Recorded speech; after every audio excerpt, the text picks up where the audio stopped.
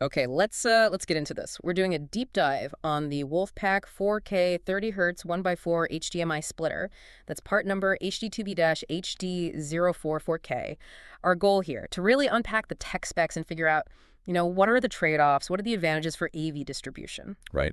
And context is, well, it's pretty important. This splitter comes in at around $60. So it's definitely an entry-level option from HDTV Supply. They've been around, what, 24 years? And its job is simple, really.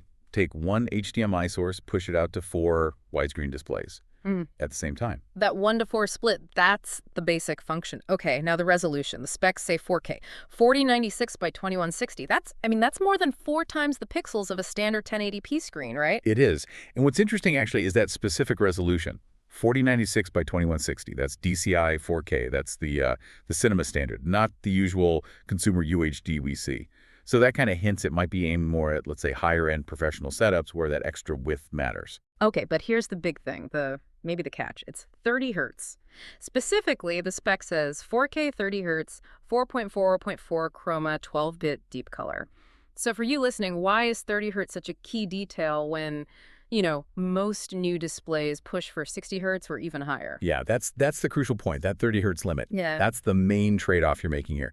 It means this splitter is really optimized for content that isn't moving fast. Think digital signs, menu boards in restaurants, maybe PowerPoint presentations, or even some CCTV feeds where smooth motion isn't the priority. If you tried pushing, say, high-action movies or video games through it at 4K, you definitely see some jitter, some motion blur. But for those static uses, 30 hertz is often perfectly fine, and it keeps the cost right down. Ah, okay. That distinction makes a lot of sense. Static versus dynamic content. Yeah. And to make sure the signal gets there reliably across all 4 outputs, it has a built-in HDMI booster. They promise no video or audio quality loss, which, well, that sounds critical when you're splitting things 4 ways, potentially over long cables. Absolutely. And the reliability is kind of backed up by the standards it meets.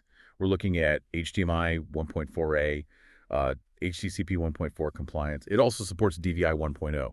And importantly, the sources note it's TAA compliant. Now, why does TAA matter? Well, if you're selling systems into, say, U.S. government or military projects, TAA compliance is often a requirement. So that opens up certain markets. Got it. Okay, let's talk audio then. Did they cut corners there to hit the price? I see a list here: LPCM 7.1, Dolby True HD, DTS HD, Master Audio. What's the takeaway? Are we actually getting, proper, high-quality, maybe even lossless sound? Yes, absolutely. Yeah. The audio support is surprisingly robust for a device at this price. It covers that whole range of high-fidelity formats, including the lossless ones like Dolby True HD and DTS HD Master Audio you mentioned. So even though your video might be limited to 30 hertz for motion, the audio can still be top-notch cinematic quality, which is great if it's used for, say, presentations where the sound is just as important as the visuals. Okay, that's good to know. Which brings us to the practical side, the installation features. You mentioned different screens earlier. It has a built-in EDID learning function. Why is that needed? What does EDID learning actually do? EDIDs. Right. EDIDs is basically how a display tells the source device, your Blu-ray player, your computer, what it can handle.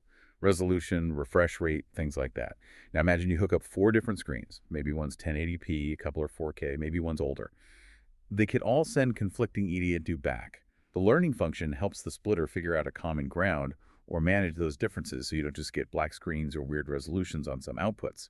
It helps ensure compatibility across potentially mixed displays. That sounds pretty essential for complex setups, and the reach seems decent too. Support for input cables up to 15 meters, outputs up to 25 meters, assuming you use the right cable, AWG24 standard HDMI.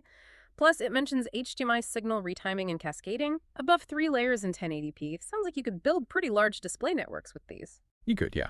Especially for things like large-scale digital signage where you might need to chain devices. So pulling it all together, what we have here is a $60 WolfPack splitter that mixes high-quality sound and specialized DCI 4K video.